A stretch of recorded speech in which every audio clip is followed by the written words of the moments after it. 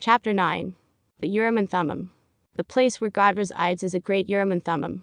1. NC 138. The URIM and THUMMIM was a material instrument through which spiritual communication was conducted from God to man. His powers of vision illuminated the eyes, the mind, and the spirit of the beholder, reflecting the events of the past or foreshadowing those of the future. Through this instrument the mysteries of ancient dead languages could be interpreted, or the seer could envision the untold sublime wonders of the celestial glories. The circumstances surrounding the discovery and use of this URIM and THUMMIM in the latter days are described in the following paragraphs. In the account which the prophet Joseph Smith gives of the coming forth of the Book of Mormon, he says that an angel directed him to a certain hill in the side of which was buried a stone box. In this box he found the plates containing the writings from which the Book of Mormon was translated. With these plates other things were buried, and among them were what he describes as 2 stones set in silver bows, and fastened to a breastplate. These instruments he calls the URIM and THUMMIM. They are similarly described in the Book of Mormon, in which they are called interpreters. In translating the ancient record engraven upon the gold plates the prophet used these interpreters. By the power of the Lord he was enabled to look upon these stones, and read the English translation of the ancient writings, as it appeared upon them sentence by sentence. Many unbelievers, who read the account of this remarkable method of translating, not only refused to believe it, but ridiculed the idea of using such instruments for such a purpose. It certainly would be absurd for an uninspired man to take 2 ordinary stones from the earth, and with their aid attempt to translate a record written in an unknown language. But the stones of the URIM and THUMMIM were prepared by the Lord for certain sacred purposes, and it was through a gift from him that the record contained in the Book of Mormon was translated. Those who scoff at the means employed by the modern prophet in this work show their ignorance of the Bible, and of the methods the Lord made use of in ancient times to reveal intelligence to his chosen servants. The helps to the study of the Bible contained in the Oxford Teacher's Bible, under the heading of a glossary of antiquities, customs, etc., furnishes some explanation of the use of the URIM and THUMMIM. Their meaning is given as lights and perfections, and they are described as the sacred symbols, worn upon the breastplate of the high priest UPO and his heart, by which God gave oracular responses for the guidance of his people in temporal matters. It is further stated that what they were is unknown. They are introduced in Exodus without explanation, as if familiar to the Israelites of that day. Some scholars suppose that they were the 12 stones of the breastplate, others that they were 2 additional stones concealed in a fold. Josephus adds to these the 2 sardonyx buttons worn on the shoulders, which, he says, emitted luminous rays when the response was favorable, but the means by which the oracles were given is lost in obscurity. The description of the URIM and THUMMIM and of their purposes given by the prophet Joseph is not in the least at variance with what is said of them in the Bible, or with what the world knows of them. Mill. Star 59 540. An excellent portrayal of the ancient history of the URIM and THUMMIM was written by the Apostle Orson Pratt. Aaron and the firstborn of his sons who were high priests after the Levitical order, were blessed with this choice gift. And the Lord commanded that the URIM and THUMMIM should be inserted in the breastplate worn by the high priest. 4 rows of precious stones, upon which the names of the 12 tribes of Israel were engraved, adorned the breastplate. These stones were set in gold, and the breastplate was attached by gold rings to a richly wrought ornament, called an ephod. The URIM and THUMMIM was the most important part of the breastplate. The other portions, it is true, were not only ornamental, but highly significant of the important office of the high priest as judge in Israel. But it was the URIM and THUMMIM which emphatically constituted the breastplate, a breastplate of judgment. Hence, the Lord, after having described the pattern of the ephod and breastplate, said to Moses, "And thou shalt put in the breastplate of judgment the URIM and the THUMMIM, and they shall be upon Aaron's heart, when he goeth in before the Lord. And Aaron shall bear the judgment of the children of Israel upon his heart before the Lord continually." Exodus c. 30. How Moses first obtained this URIM and THUMMIM is not revealed. But it is mentioned in this passage, as an instrument already in his possession. It may have been given to him by the Lord upon Mount Sinai, or it may have descended to him from his ancestors. It was through the URIM and THUMMIM that Aaron was prepared to judge the 12 tribes. In all difficult cases, arising between man and man, Aaron asked counsel of the Lord by looking in this sacred instrument. Thus he bore the judgment of the children of Israel upon his heart before the Lord continually. The revelations by the URIM were indispensably necessary to the office of a judge over Israel. After the death of Aaron, the ephod and breastplate containing the URIM and THUMMIM descended by birthright to his son Eleazar, and he became a judge over Israel. Even Joshua, who succeeded Moses, as a great commander and leader of Israel, was commanded to inquire of the Lord through Eleazar the priest, who was to get revelations for him by the URIM. This is plainly taught in the following passages. And the Lord said unto Moses, Take thee Joshua the son of Nun, a man in whom is the Spirit, and lay thine hand upon him, and set him before Eleazar the priest, and before all the congregation, and give him a charge in their sight. And thou shalt put some of thine honor upon him, that all the congregation of the children of Israel be obedient. And he shall stand before Eleazar the priest, who shall ask counsel for him after the judgment of URIM before the Lord. At his word shall they go out, and at his word they shall come in, both he, and all the children of Israel with him, even all the congregation. Num. Sksai. 18-21. Thus it will be seen, that all Israel went out and came in, and were governed by the revelations of the URIM. Just previous to Moses' death, he blessed all the tribes of Israel, naming the most important blessings which should characterize each, and of Levi he said, Let thy Thummim and thy URIM be with thy Holy One. Dude. Sksai. 8.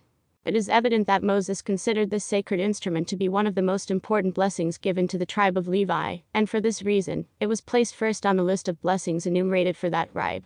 All the rest of the tribes were to receive revelations by the URIM and Thummim through the priesthood of Levi. But there was evidently danger, lest the Levites should prostitute the sacred use of this holy instrument to trivial and unholy purposes, and by so doing, the gift which was intended as a great blessing would become a great curse. To prevent this, Moses uttered the command I have just quoted, namely, Let thy Thummim and thy URIM be with thy Holy One. They were to appeal to the Holy One, when, and for what purposes to use this divine instrument. They were not to desecrate its use contrary to the will of the Holy One, by inquiring for things which would be improper or forbidden. Because of wickedness, it was often the case that the Lord would not answer the inquiries made of him. We have an instance of this in the case of Saul, the king of Israel, after his apostasy. When Saul inquired of the Lord answered him not, neither by dreams, nor by URIM, nor by prophets. By Samuel's Xi. 6. And even before Saul's apostasy, when Jonathan, his son, ignorantly transgressed the oath of his father, the latter could not receive any answer from God, until he called his son to an account. On this occasion, the priest said to Saul, Let us draw near hither unto God. And Saul asked counsel of God, Shall I go down after the Philistines? Wilt thou deliver them into the hand of Israel? But he answered him not that day. I Samuel Ziv. 36-37. Because the Lord did not answer, Saul knew that there must be someone who had sinned. When the people were righteous, and they inquired of God about anything which was proper, they always expected to receive an answer. It has, by some, been supposed that the URIM and Thummim was only to be used in the temple. But we find Abiathar, the priest, fleeing from the city of Nob, and carrying an ephod in his hand, and he came to the city of Caleb, where David was sojourning. And David said to Abiathar the priest, Bring hither the ephod. Then said David, O Lord God of Israel, thy servant hath certainly heard that Saul seeketh to come to Caleb to destroy the city for my sake. Will the men of Caleb deliver me up into his hand? Will Saul come down as thy servant hath heard? O Lord God of Israel, I beseech thee, tell thy servant. And the Lord said, He will come down. Then said David, Will the men of Caleb deliver me and my men into the hand of Saul? And the Lord said, They will deliver thee up. I Samuel's Xi. 9-12. Now the ephod was always worn in connection with the breastplate. There is, therefore, every reason to believe that the URIM was used in this instance in inquiry. There were 85 persons that did wear a linen ephod of the priests who lived in the city of Nob. These, most undoubtedly, had the URIM by which they could inquire of God. See I Samuel's Xi. 18. The priest who dwelt in the house of Micah, in Mount Ephraim, had an ephod and a teraphim, and could inquire of God. The 5 spies of the tribe of Dan employed this priest to inquire of the Lord for them. And they said unto him, Ask counsel, we pray thee, of God, that we may know whether our way which we go shall be prosperous. And the priest said unto them, Go in peace, before the Lord is your way wherein ye go. Judges v. 5-6. In the days of Ezra and Nehemiah certain priests, of the children of Barzillai, sought to find their genealogy registered, but could not. Therefore were they, as polluted, put from the priesthood. And the Trishatha said unto them, that they should not eat of the most holy things, till there stood up a priest with URIM and with Thummim. Ezra 61-65, also Nehemiah vi. 63-65. During the captivity of the Jews in Babylon, it appears that they were deprived of this sacred instrument, but immediately after their restoration, they saw the need of the URIM, to ascertain genealogies, where they had been lost. Hosea the prophet foretold the future calamities of Israel, among which he predicts the loss of the ephod and teraphim. He said, The children of Israel shall abide many days without a king, and without a prince, and without a sacrifice, and without an image, and without an ephod, and without teraphim. Afterward shall the children of Israel return, and seek the Lord their God, and David their king, and shall fear the Lord and his goodness in the latter days. Hosea 4-5. Many long centuries have rolled away, since this prophecy commenced its fulfillment. The ephod, with its breastplate of judgment, containing the URIM and Thummim, has been absent some 2,000 years. But as the latter days have come, in which great blessings are to be given to Israel, as predicted in the 5th verse, God has again restored the URIM and Thummim to the great seer of the last dispensation Joseph Smith. By this sacred instrument, he translated that divine and holy record, the Book of Mormon, or the sacred history of ancient America. Jethro, Moses' father-in-law, was a descendant of Abraham, and a priest of the Most High God, not after the order of Aaron, but after a higher order. He was a priest of the descendants of Midian, who was the 4th son of Keturah, one of Abraham's wives. The Midianitish priest came into the camp of Israel and gave Moses the pattern after which to organize the whole nation for the proper administration of their theocratical form of government. And Moses did all things as he was directed by this great priest. After which Moses requested him to go with Israel, but Jethro, or Hobab, said unto him, I will not go, but I will depart to mine own land, and to my kindred. And he said, Leave us not, I pray thee, forasmuch as thou knowest how we are to encamp in the wilderness, and thou mayst be to us instead of eyes. Num. X 30-31. How could Jethro benefit Israel in their wanderings in the wilderness? By being to them as eyes, that is, by being their seer. There is but little doubt, from what is recorded, that Jethro had the URIM, or the seer's divine instrument, through which he could inquire of God. Hence, the anxiety of Moses to retain him in the camp, that he might be as eyes to Israel during their long and tedious journey in a solitary and frightful wilderness. In the revelation to John on Patmos, Jesus says, To him that overcometh will I give to eat of the hidden manna, and will give him a white stone, and in the stone a new name written, which no man knoweth save he that receiveth it. Rev. I. 17. Now there must be something connected with this stone of more value than the new name written in it. There is undoubtedly a power connected with it, of the same nature as that attending the URIM, or the stone itself will be URIM and THUMMIM to the person to whom the new name has been given, and to none others. Each can see in his own white stone, but cannot discern anything in the others. Joseph the seer, in his interesting history, says that this white stone will be URIM and THUMMIM. He also says that the sea of glass upon which John saw the saints standing will be the earth in its sanctified and immortal state, and that in this glorified state it will be URIM and THUMMIM to all the celestial inhabitants who dwell upon it. If a small stone or other material in Aaron's breastplate could be made, by the power of God, to shine forth and illuminate the vision of the seer, then, by the same power, the whole earth could be filled with the Spirit of God, and be made to shine with celestial glory, like the sun in the firmament of heaven. The glorified inhabitants of the glorified world would thus have the means of beholding all kingdoms and worlds of an inferior order. The silver cup which Joseph in Egypt commanded the steward to put in Benjamin's sack, in order to try his brethren, was, most probably, sanctified as URIM and THUMMIM to Joseph. Hence, Joseph commanded the steward to pursue his brethren, and say to them, Is not this it in which my Lord drinketh, and whereby indeed he divineth? And when Joseph's brethren were brought back, he said unto them, What deed is this that ye have done? Wot ye not that such a man as I can certainly divine? See Gen. Sliv. It would be no more difficult for the Lord to sanctify a silver cup, and cause it to be endowed with all the properties of the URIM, than to sanctify a stone or any other material for such a holy purpose. It was the gift of seeing in these holy divine instruments which, without doubt, constituted the difference between a seer and a prophet. The former being a prophet with the additional gift of the URIM, the latter being a prophet without the aid of that divine instrument. Masterful Discourses of Orson Pratt, pages 552-557, by N.B. Lenwall. From all available documentation on the subject, the URIM and THUMMIM was two seer stones attached to a rotter stick. One of the early Mormon pioneers, W.A. Bailey, who became known as the first photographer in the Salt Lake Valley, had a pictorial description of the URIM and THUMMIM published. It shows two seer stones set into a bow and attached to a rotter stick, thus depicting much the appearance of a pair of spectacles. See the following page. The URIM and THUMMIM contained two stones which were apparently seer stones. With the records was found a curious instrument, called by the ancients the URIM and THUMMIM, which consisted of two transparent stones, clear as crystal, set in two rims of a bow. This was in use in ancient times by persons called seers. It was an instrument, by the use of which they received revelations of things distant or things past and future. Remarkable Visions, page 6, by Orson Pratt. The box in which they lay was formed by laying stones together in some kind of cement. In the bottom of the box were laid two stones crosswise of the box, and on these stones lay the plates and the other things with them. DHC 116. And behold, these two stones will I give unto thee, and ye shall seal them up also with the things which ye shall write. Ether 525. I found that the URIM and THUMMIM consisted of two smooth three-cornered diamonds, set in glass, and the glasses were set in silver bows, which were connected with each other, in much the same way as old-fashioned spectacles, only much larger. Reminiscences of the Prophet Joseph, by Stevenson, page 27. Another excellent article on the history of this unusual instrument appeared in the 1914 issue of the Millennial Star. Concerning the URIM and THUMMIM. The URIM and THUMMIM were instruments that were anciently provided as part of the furnishings for the use of the priesthood, who ministered in the tabernacle and temple service under the Mosaic dispensation. Their history and use are confined to that period of time, according to the biblical record. No description of them is therein given, and so nothing can be learned from that source respecting their size, shape, substance, and general appearance. It may, however, be inferred from the fact that they were to form part of the ornamentation of the breastplate of judgment and the appurtenance belonging to the Aaronic priesthood that they were not large, but must have been of exquisite workmanship. Fastened to this, they were always to be worn by the priest when he went before the Lord in his official capacity, as we learn from the following scripture. And Aaron shall bear the names of the children of Israel in the breastplate of judgment upon his heart, when he goeth in unto the holy place, for a memorial before the Lord continually. And thou shalt put in the breastplate of judgment the Urim and the Thummim. And they shall be upon Aaron's heart, when he goeth in before the Lord.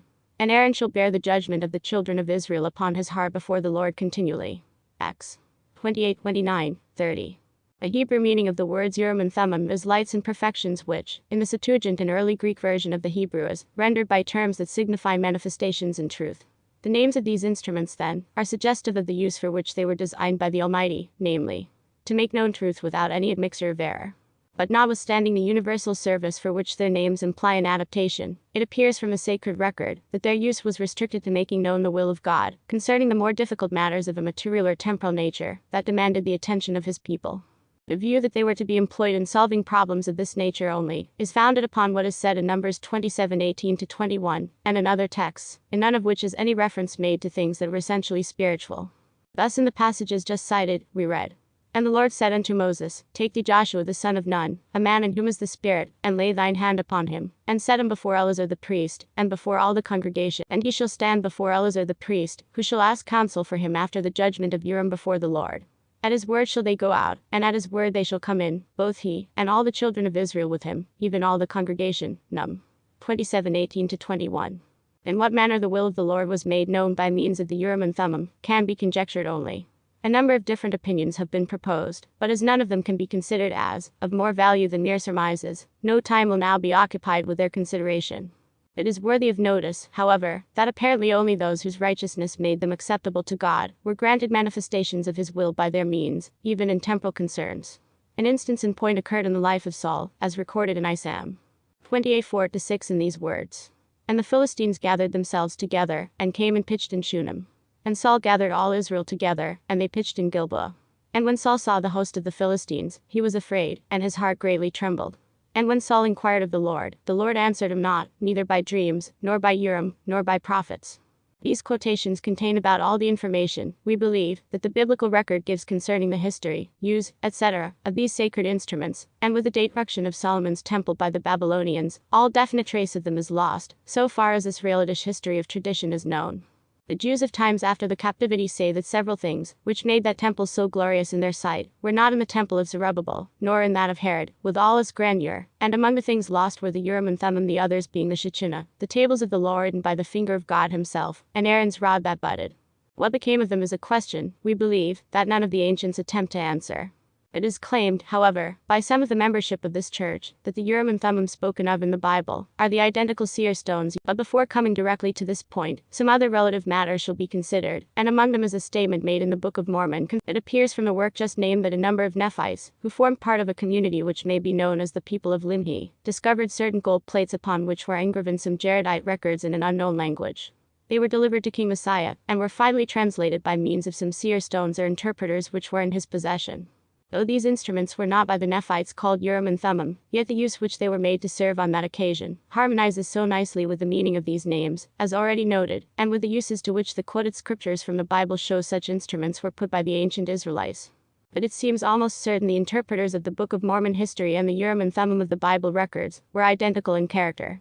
Speaking of them, the Book of Mormon says, "And now he translated them, the Jaredite records, by the means of those two stones, which were fastened into the two rims of a bow. Now these things were prepared from the beginning, and were handed down from generation to generation, for the purpose of interpreting languages, and they have been kept and preserved by the hand of the Lord, that he should discover to every creature who should possess the land, the iniquities and abominations of his people.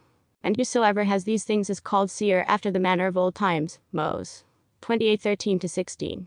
Here there are mentioned some particular uses for which the seer stones of the Nephites were prepared, but this fact does not restrict their use to them alone, any more than when the Bible states that the Urim should tell the Israelites when the whole congregation should go in or out. It limits its service to that single matter. In the quotation from Messiah, we learn that instruments, evidently of the same nature as the Urim and Thummim of ancient Jewish history, were prepared by the Lord from the beginning. Referring now, for another point, to the Pearl of Great Price, Book of Abraham, we find according to it, that Abraham himself was in possession of the Urim and Thummim, a certain passage reading thus: "And I, Abraham, had the Urim and Thummim which the Lord my God had given unto me, in Ur of the Chaldees, and I saw the stars that they were very great, etc." And a little further on in the same paragraph he says that this knowledge was made known to him through that instrument. Not all the remaining portion of the book of Abraham was given in the same way, for in the third paragraph succeeding, he says that the Lord talked with him face to face, and put his hand upon his, Abraham's, eyes, and by these means taught and showed him many great things. It is worthy of notice in this connection that matters of a temporal or physical nature only are referred to as uses for which the Urim and Thummim were applied in ancient times. This is a consistency of considerable value. One that an impostor, writing an alleged authentic book of Abraham, might easily fail to take into account. But, says an objector, if Abraham had them, how is it that no mention is made of them until the time when the Israelites were in the wilderness? And, hence, many are very sure that their first use among men was during the exodus of those people from Egypt. However, it is not difficult to account for the absence of all allusions to them in the Bible, as being known previous to the time spoken of. Only a short number of references to them are found in that book, though they were in possession of the Israelites from about 1491 BC to the time of the Babylonish captivity, a period of 900 years in round numbers, nor are they mentioned at all from the time of Samuel 1056 BC, and so we have here 520 years of absolute silence respecting them. We must also remember that this failure to speak of the Urim and Thummim occurs during the very period when a large part of the Jewish sacred history was being written. That they are not referred to as known during the 500 years just preceding 1491 BC is not at all, therefore, surprising. When we consider, further, that there is not a single book of the Bible that was written until the time of the Exodus, the objection we have in hand may be passed as quite insignificant. The only book of a sacred nature which we possess claiming to have been written before that event does mention them. One additional point remains to be noticed. If we turn to the quotation already given from Exodus, it will be observed that the Urim and Thummim are there spoken of as being already well known to Moses and others of the Israelitish people. A sacred instrument of such great value would not have been put, for the first time, into the hands of any man without some explanation of its purpose, and instructions as to the manner or its use would then be given. It is spoken of as something already familiar to God's servants. These facts have led learned commentators on the Bible to conclude that the Urim and Thummim were in use among the Israelites before they were made part of the breastplate furnishings. It follows, then, that the statement of the pearl of great price that Abraham had the Urim and Thummim cannot be successfully controverted, and the Book of Mormon claim that they, or similar instruments, were made in the beginning and handed down from generation to generation, while not proven from biblical history, nevertheless, obtains from that source a good degree of probability in his favor. Now, can it be shown that the Urim and Thummim of the Israelites ever got or could get to America, and so be in possession of the Nephites, and finally be lodged in the hands of Joseph Smith for his use? With our present light on this question, no conclusive answer in the affirmative can be given, yet there are facts of Israel edition Book of Mormon history, which together show that it could have been done, and no point in the argument need be strained in the least. When Nephi obtained the brass plates from Laban, no mention whatever is made of his having got with them the Urim and Thummim. This is precisely as the case should stand, for Laban, though a keeper of a copy of the Jewish law and history, was evidently occupying his own house and had a private treasure where he kept the records. A little study of the Book of Mormon narrative relative to the case will lead one quite surely to the conclusion. The Urim and Thummim were sacred treasures of the temple, and were securely guarded there. There is not a word of the whole narrative which implies that Nephi went to the temple for any purpose whatever, but in fulfillment of his mission to get the plates he went to the house of Laban, as is stated in substance in I Nephi 4:5. This fact should be kept well in mind. Now, only a few years after Lehi and his company had left Jerusalem, and had, through Nephi's efforts, come into possession of the brass plates, the land of promise, or America as it is now called, being duly reached, another company of Jewish colonists left that same city, having the same destination in view. Of this second company the king's son was a member, and this circumstance causes one to think that it was in all probability made up of Jewish notables, who had free access to the temple, a company worthy to be the companions of the king's son. The king himself was deeply interested in the welfare of those people on account of his son's happiness and prosperity, being associated so closely with them. There is nothing of which the mind of man can conceive that would so perfectly serve the purpose of a guide to a colony going into a distant and unknown land, having first to cross wide stretches of uncharted seas, without a mariner's compass, as that ancient Urim and Thummim, one of whose specified purposes was to tell the people about their goings in and out. Does it not look as if they were bound to get that instrument, or something else equally reliable, before they set sail upon an unknown sea? There was nothing which, on account of its small size, could be carried along so easily, nothing more sacred in the eyes of Israelitish people, and consequently, nothing that they would more jealously guard against falling into the hands of their Babylonian foes, and this second colony left Jerusalem almost simultaneously with the capture of that unfortunate city by Nebuchadnezzar. And now mark the fact again, that the history of the Urim and Thummim comes to an end among the Jews from that very time. The Babylonians, who carry off the rich treasures of Solomon's temple, make no mention of them, nor of the other things that were the most holy of his furnishings. Is it not probable that the Almighty interfered to preserve them? What did he do with them? Reader, keeping in mind the fact that with the destruction of Jerusalem, the Jewish history of these instruments ceases, and remember that it is with the descendants of that second colony which left that city just at that time and went to America, that the purposes of the ancient Jewish Urim and Thummim again begins, as we lean from Messiah 8:13 to 19. And what stronger circumstantial evidence can be desired to prove that the interpreters of the Nephites were identical with the Urim and Thummim of the Israelites? From a period in Nephite history when that chapter of Messiah was written, until those sacred things were delivered into the hands of Joseph Smith, the record as to how they were guarded and preserved is without a break. There is a consistency in all these matters that is too striking to have been conceived in the brain of an unschooled youth who wrote the Book of Mormon as an alleged impostor, and we commend them to the consideration of those who mock at our claim that Joseph Smith had seer stones, by calling them wonderful spectacles, peep stones, etc. The probability that he had the Israelitish Urim and Thummim can be denied only by a denial of the whole Mormon system. As a basis for a few closing remarks, we find by turning to the Doctrine and Covenants, section 17:1, that the breastplate, the sword of Laban, and the Urim and Thummim were given to the brother of Jared when the Lord talked to him face to face in the mount. Jared and his brother lived during the days when the Tower of Babel was being built. This brother, whose name is not disclosed, was a man of such faith and righteousness that it might be said that he walked with God, and at some period of his life, he had the special manifestation of God's favor, of which the cited text makes mention. It does not appear that the Urim and Thummim were made on that occasion, and the way in which the reference to them is worded lends color to the Book of Mormon's statement that they were prepared in the beginning. That they were taken from the ancient Jewish priesthood to be restored in the due time of the Lord is evident from what is said in Ezra and Nehemiah, in the passages already referred to, a portion of them reading that the Jewish priesthood should not eat of the most holy things, till there stood up a priest with Urim and with Thummim. It appears, then, that just as certainly as we look for the restoration of the Jews to the full favor of God, when they shall enjoy all their ancient rights and privileges, just so sure is it that the Urim and Thummim shall be again among the furnishings supplied to his priesthood. T.W.B. Mill. Star 76 552 to 557. Lucy Mack Smith gives a most interesting account of the breastplate, the Urim and Thummim, and the plates. It was wrapped in a thin muslin handkerchief, so thin that I could feel its proportions without any difficulty. It was concave on one side and convex on the other, and extended from the neck downwards, as far as the center of the stomach of a man of extraordinary size.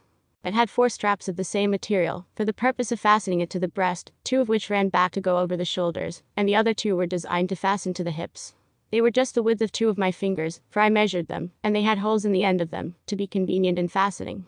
After I had examined it, Joseph placed it in the chest with the Urim and Thummim. History of Joseph Smith, page 112. Wilford Woodruff had a chance to examine this holy instrument, also. The 12, or part of them, spent the day with Joseph the seer, and he confided unto them many glorious things of the kingdom of God, the privileges and blessings of the priesthood, etc. I had the privilege of seeing for the first time in my day, the Urim and Thummim. Wilford Woodruff Journal, December 27, 1841.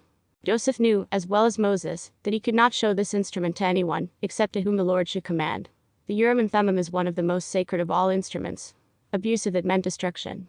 I should not show them to any person, neither the breastplate with the Urim and Thummim, only to those to whom I should be commanded to show them. If I did, I should be destroyed. DHC 113. And the things are called interpreters, and no man can look in them except he be commanded, lest he should look for that he ought not, and he should perish. Messiah 8:13. The prophet Joseph was given the Urim and Thummim mainly for the purpose of translation. It was necessary that this instrument be used because of the manner of writing used by Mormon. But the Lord knoweth the things which we have written, and also that none other people knoweth our language, therefore he hath prepared means for the interpretation thereof. Mormon 9:34. From the Jaredites the same purpose for the Urim was mentioned. Ye shall write them and seal them up, that no one can interpret them, for ye shall write them in a language that they cannot be read. And behold, these 2 stones will I give unto thee, and ye shall seal them up also with the things which ye shall write. For behold, the language which ye shall write I have confounded, wherefore I will cause in my own due time, that these stones shall magnify to the eyes of men these things which ye shall write. Ether 3:22-24. We are indebted to the Urim and Thummim for more than the translation of the Book of Mormon, because the Pearl of Great Price was also translated by this instrument. The record Pearl of Great Price is now in course of translation by means of the Urim and Thummim, and proves to be a record written partly by the father of the faithful, Abraham, and finished by Joseph when in Egypt. P.P. Pratt, Mill. Star 347. In the 18th century, John Fox compiled the most exhaustive history of the martyrs of Christianity. He sought to record every soul who died for the cause of Christ, from the very death of Jesus and his disciples. This record came into the hands of the prophet Joseph. Without having the needed time to read this exhaustive book, he applied the Urim and Thummim upon it and said, I have, by the aid of the Urim and Thummim, seen those martyrs, and they were honest, devoted followers of Christ, according to the light they possessed, they will be saved. Reminiscences of the Prophet Joseph by Stevenson, page 5. What joy and understanding must come by use of the Urim and Thummim. How marvelous the mysteries and hidden knowledge contained in ancient records which could rapidly unfold to the eyes of the seer. Such blessings must have thrilled all of those engaged in such a glorious work. The Lord is blessing with power to reveal the mysteries of the kingdom of God, to translate through the Urim and Thummim ancient records and hieroglyphics old as Abraham or Adam, which caused our hearts to burn within us, when we behold their glorious truths opened unto us. Life of Wilford Woodruff, February 19, 1842. The prophet Joseph Smith was not the only individual in this dispensation to use the Urim and Thummim, and to receive revelations from God. Heber C. Kimball testified that Brigham Young also used these sacred instruments. Has Brother Brigham Young got the Urim and Thummim? Yes, he has everything that is necessary for him to receive the will and mind of God to this people. Do I know it? Yes, I know all about it. Heber C. Kimball, J.D. 2-111. Because the Urim and Thummim with the breastplate was heavy and awkward, the prophet possessed a seer stone which he used for convenience. On Sunday, September 4, 1870, Martin Harris addressed a congregation of saints in Salt Lake City. He related an incident which occurred during the time that he wrote that portion of the translation of the Book of Mormon, which he was favored to write direct from the mouth of the prophet Joseph Smith, and said that the prophet possessed a seer stone, by which he was enabled to translate as well as from the Urim and Thummim, and for convenience, he then used the seer stone. Historical record, A. Jensen, page 216. In writing for your father I frequently wrote day, after sitting by the table close by him, he sitting with his face buried in his hat, with a stone in it, and dictating hour after hour with nothing between us. Emma Smith, page 310, Saints Herald, May 19, 1888. The manner in which the translation is done is most interesting. By the aid of the seer stone, sentences would appear and were read by the prophet and written by Martin, and when finished he would say "WRITTEN," and if correctly written, the sentence would disappear and another appear in its place, but if not written correctly it remained until corrected, so that the translation was just as it was engraven on the plates, precisely in the language then used. Origin, Rise and Progress of Mormonism, Chap. 2. Worthiness was the only means of operation just as it was the ball and director used by Nephi. Nephi, testimonials show the worthiness of the prophet, and the reasons he had to remain so. At times when Brother Joseph would attempt to translate he would look into the hat in which the stone was placed. He found he was spiritually blind and could not translate. He told us that his mind dwelt too much on earthly things, and various causes would make him incapable of proceeding with the translation. When in this condition he would go out and pray, and when he became sufficiently humble before God, he could then proceed with the translation. Now we see how very strict the Lord is, and how he requires the heart of man to be just right in his sight before he can receive revelation from him. David Whitmer, addressed to all believers in Christ. He was a religious and straightforward man. He had to be, for he was illiterate and he could do nothing himself. He had to trust in God. He could not translate unless he was humble and possessed the right feelings towards everyone. To illustrate so you can see. One morning when he was getting ready to continue the translation, something went wrong about the house, and he was put out about it. Something that Emma, his wife, had done. Oliver and I went upstairs and Joseph came up soon after to continue the translation, but he could not do anything. He could not translate a single syllable. He went downstairs, out into the orchard, and made supplication to the Lord, was gone about an hour, came back to the house and asked Emma's forgiveness, and then came upstairs where we were, and then the translation went all right. He could do nothing save he was humble and faithful. David Whitmer, September 15, 1882, Braden-Cully Debate, page 186. The Latter-day Saint records also relate a similar story. Joseph lost the Urim and Thummim, mentioned in the account of the vision, were a pair of transparent stone spectacles. Smith would put on the spectacles, when a few words of the text of the Book of Mormon would appear on the lenses. When these were correctly transcribed by Cowdery, who acted as his amanuensis, these words would disappear and others take their place.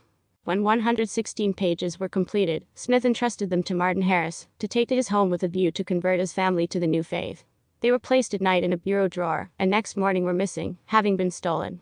They were never found and never replaced, so that the Book of Mormon today is short that number of pages of the original matter. As a chastisement for this carelessness, the Urim and Thummim was taken from Smith. But by humbling himself, he again found favor with the Lord, and was presented with a strange oval-shaped chocolate-colored stone, about the size of an egg, but more flat, which it was promised should answer the same purpose. With this stone all the present book was translated. The prophet would place the stone in a hat, then put his face in the hat and read the words that appeared thereon. This stone was confided to Oliver Cowdery and preserved by him until his death in 1850. After that event, Phineas Young succeeded in getting it from Cowdery's widow, and it is now among the sacred relics preserved at Salt Lake City. Historical record, page 623. Hiram Smith gives us reason to believe that Joseph did again, at a later date, receive the Urim and Thummim. When Hiram told Joseph that he could convince Emma of the truth of plural marriage, because the doctrine is so plain, I can convince any reasonable man or woman of its truth, purity, and heavenly origin, Joseph replied that he did not know Emma as well as he did. He, Hiram, then requested Joseph to write the revelation by means of the Urim and Thummim, but Joseph in reply said he did not need to, for he knew the revelation perfectly from beginning to end. CHC 2106. This circumstance occurred in July of 1843. From this we can assume that the prophet Joseph Smith was in possession of the Urim and Thummim for a considerable period of time before his death.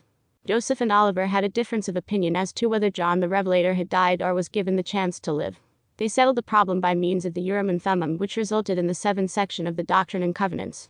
At least 8 revelations were received by this means: sections 3, 6, 7, 11, 14, 15, 16 and 17, which indicates Joseph used it for a considerable time. The Lord has promised many more records in the future. These too, like the Book of Mormon, will have to be translated with the use of the Urim and Thummim. But we have every reason to believe that the time is not far distant, and that there are some living among the young now upon the earth, that will live to behold great numbers of revelations given, and will behold other books come forth and other records translated by the Urim and Thummim, that same instrument that Joseph Smith used in the translation of the Book of Mormon, which will again come forth and be revealed to the seer and revelator, that God will raise up, by which these ancient records will be brought to light. Orson Pratt, J.D. 19-216. The greater part of the grand mysteries of the past and of the future still rests in the final mission of the Urim and Thummim.